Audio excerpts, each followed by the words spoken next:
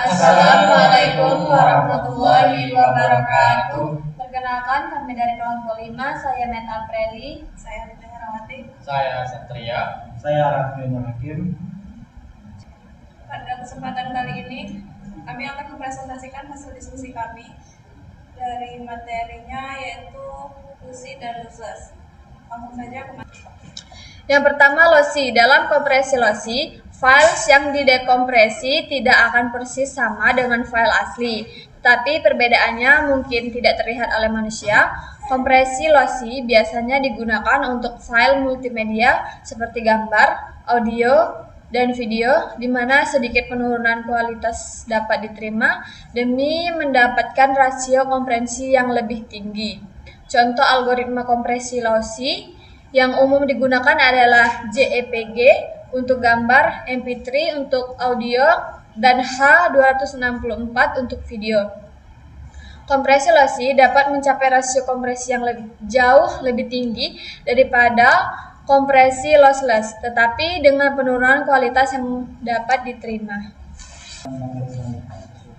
Dan materi selanjutnya yaitu adalah lossless. Pengertian dari lossless adalah dalam kompresi lossless tidak ada informasi yang hilang atau dibuang selama proses kompresi.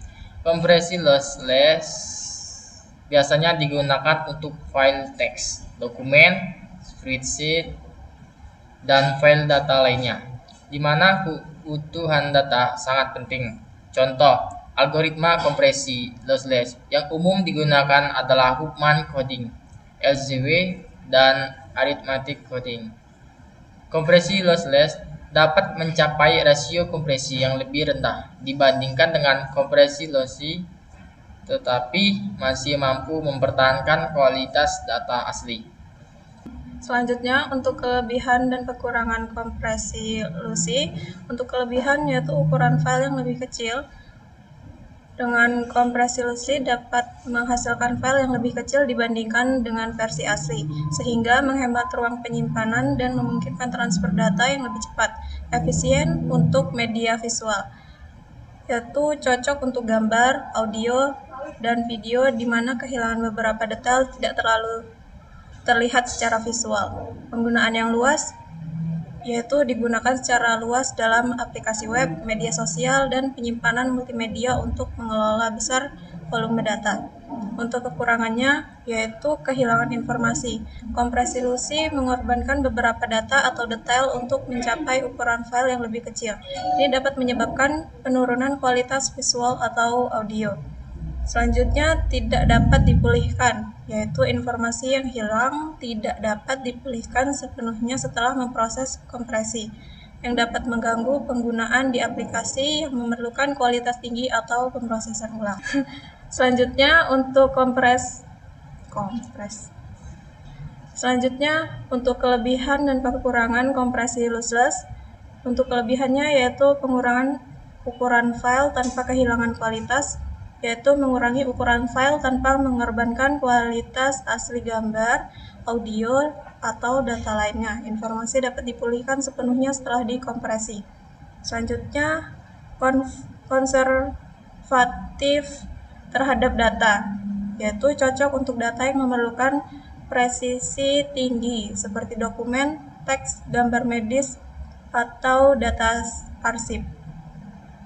Selanjutnya, pemulihan data yang presisi, yaitu tidak ada kehilangan informasi atau kualitas selama proses kompresi dan dekompresi. Untuk kekurangannya, ukuran file yang lebih besar, yaitu kompresi lossless cenderung menghasilkan file yang lebih besar dibandingkan dengan kompresi lossy karena mempertahankan setiap detail dari data asli. Yang terakhir, tidak selalu efisien untuk media visual, yaitu untuk gambar atau video. Kompresi lossless mungkin tidak memberikan penurunan ukuran file yang signifikan dibandingkan dengan kompresi. Oke, untuk kasus yang pertama, lossy kompresi gambar JPG. Untuk yang sebelum ini resolusinya 736 kali 920. Untuk ukuran filenya yaitu 151,4 KB. dan yang sesudah resolusinya tetap sama 736 kali 920, dan untuk ukuran filenya berbeda menjadi lebih kecil, yaitu 92,3 KB. Nah, ini untuk kasus yang kedua, losi kompresi file audio MP3.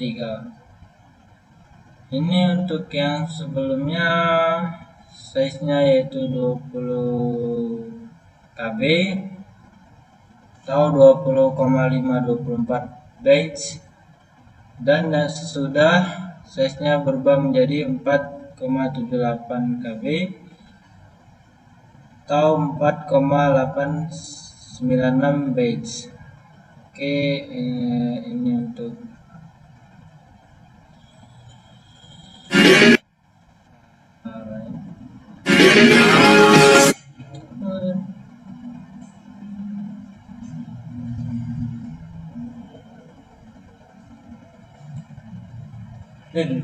ini yang suara tadi udah bisa, Pak? Muter nih.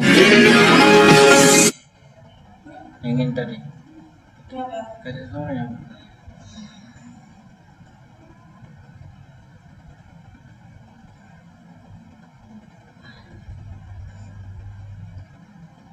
Coba.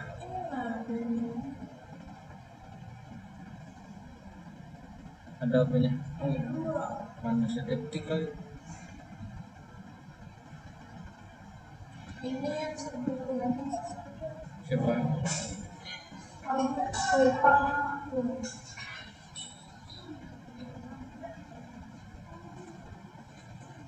Halo semua. Ini untuk yang sebelum. Halo semua. Dan itu yang untuk yang sesudah.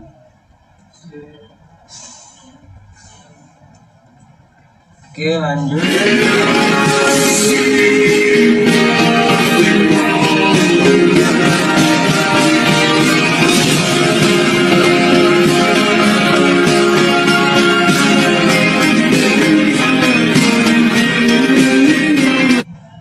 Oke, ini untuk yang sebelum size-nya yaitu 6,62 MB, dan yang kesudah size-nya yaitu 2,70 MB. Oke, lanjut. Ini untuk kasus yang pertama, lossless kompresi gambar menjadi PNG. Ini yang ukuran aslinya 188,4746 KB, dan untuk ukuran citra hasil kompresi yang sesudah dikompresi yaitu 30,0117 KB. Baik, kesimpulan lossy dan lossless. Kesimpulan dari lossy dan lossless compression adalah bahwa keduanya merupakan metode kompresi data yang memiliki trade-off yang penting. Lossy compression mengorbankan beberapa informasi atau detail untuk menghasilkan ukuran file yang lebih kecil. Efisien terutama untuk media seperti gambar, audio, dan video, di mana kehilangan beberapa detail tidak terlalu terlihat secara visual atau auditory. Namun informasi yang hilang tidak dapat dipulihkan sepenuhnya setelah proses kompresi yang dapat mengurangi kualitas data. Di sisi lain, lossless compression mempertahankan presisi data secara penuh setelah proses dekompresi, cocok untuk data yang memerlukan tingkat akurasi dan keandalan tinggi. Kemudian kompresi lossless mungkin tidak menghasilkan pengurangan ukuran file yang signifikan seperti pada lossy compression, dan memerlukan lebih banyak sumber daya komputasi. Pemilihan antara lossy dan lossless compression tergantung pada prioritas pengguna terhadap ukuran file versus kualitas data. Dengan lossy compression umumnya digunakan untuk media web dan sosial yang mengutamakan efisiensi, sedangkan lossless compression lebih disukai untuk aplikasi yang memerlukan integrasi data yang tinggi seperti bidang medis, ilmiah, atau arsip digital.